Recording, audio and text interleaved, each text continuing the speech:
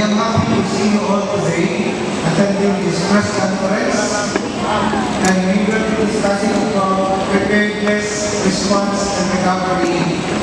And as you all know, that our country lies in the ring of fire, so we are expecting typhoons and earthquakes that will happen anytime.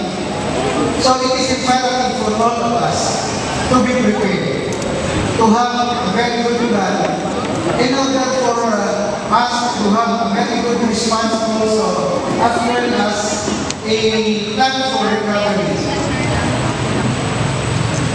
That order number 22, series 2024, enumerated the things that will be done in times of disaster. As we all know, that God is always saying there should be continuity of teaching and learning. Even if there are possible disruptions, like disaster, learning should and must continue. And that is why, in that method order, it is highlighted the preparations and actions that will be undertaken by the school personnel when disaster struck. One, if there is a typhoon signal number 1, 2, or 3, there is a corresponding action to it. If there is an earthquake, there is also a corresponding action. In fact, Mani City recently experienced a very strong typhoon way back in October 10, 2025. We experienced first it was said that it was 7.6, but that it was reduced to 7.4. But knowing the extent, the magnitude of that quake during that time, many of our schools were affected. And I am happy to tell you, even if all of our schools were affected, what our school personnel already knew on what to do. Why? Because our school personnel are already prepared. They already knew what to do in times of that kind of disaster. We are so grateful with our local government officials. Immediately, our good governor, Honorable Nelson Dayatira, declared suspension of classes. The mayor of the city of Mani also declared suspension of classes. It is important to suspend classes to ensure the safety of everyone, students and teachers alike. And after that is on response. After the disaster, what will be the response? Our school buildings were assessed to determine its integrity. If classes can still be done, if it is possible to hold face-to-face classes.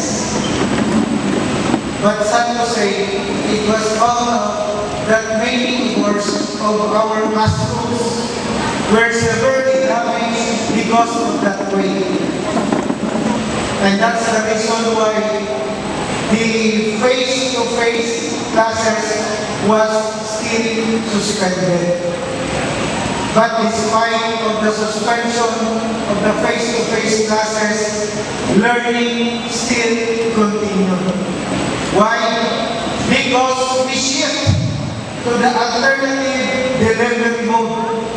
And again, that's one of the preparations that if there is suspension of classes, immediately shift to alternative delivery mode. Learners were given the module, were given tasks to answer and to study. So meaning to say that their learning, despite of the absence of the face-to-face classes, still continue.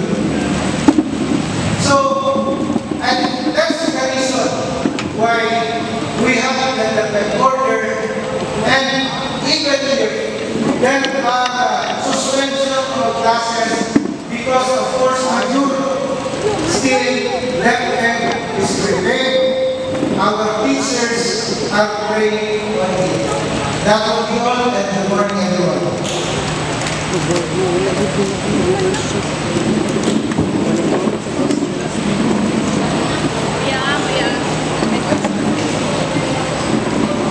Okay, so good morning everyone. So welcome to 160 Welcome to our So thank you for this opportunity to be part of this 2026 Regional Schools Festival. So like what Sir Willie said a while ago, Davao is located in the Pacific Rim and also Pacific Ocean is the birthplace of very strong typhoons. Davao Oriental is no stranger to calamities. Last 2012, December 4, 2012, to be exact, Davao Oriental, particularly the eastern portion of the province was devastated Typhoon Papa 1, strongest typhoons that visited the country. And last 2024, early 2024, the province also is visited is affected by shear line, where infrastructures like bridges, dams were destroyed. And recently, very recently, as what Sir Willie said, that last October 10, 2025, epicenter of 7.4 earthquake was in Manay. So, still part of the province of Davao Oriental. That is why the lessons were drawn from those experiences, which left the region of Davao Oriental is somehow more prepared than the previous years. So, in the part of Davao Oriental, because of the previous experiences decades ago, more than a decade ago, So, unsang YouTube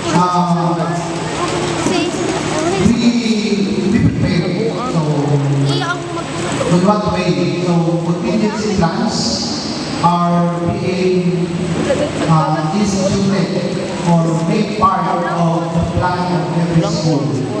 So, what's the content of that? So, it contains how are we going to respond to every calamity that the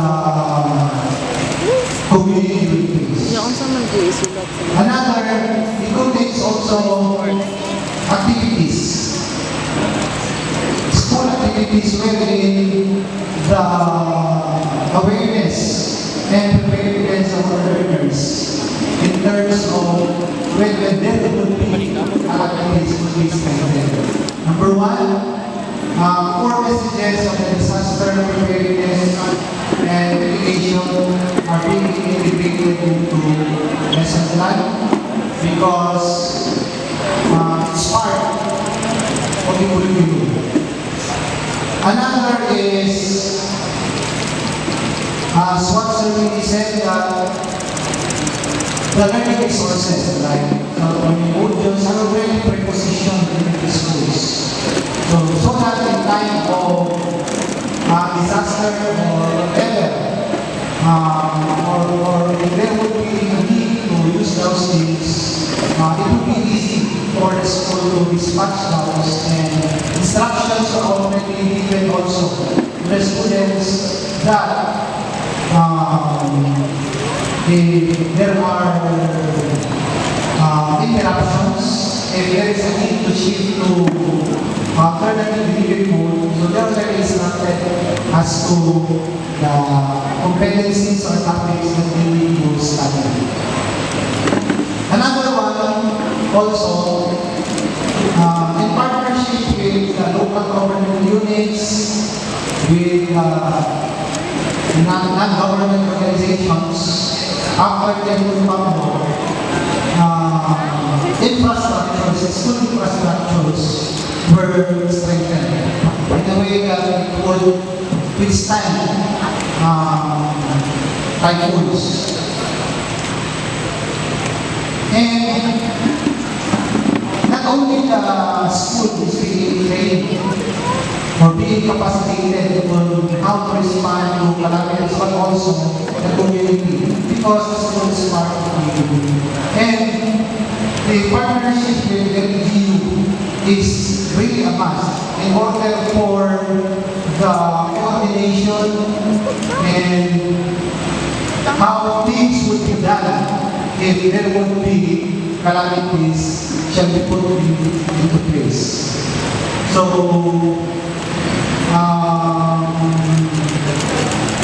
others are already mentioned by some leaders on how they can respond to calamities. So that's all. Thank you.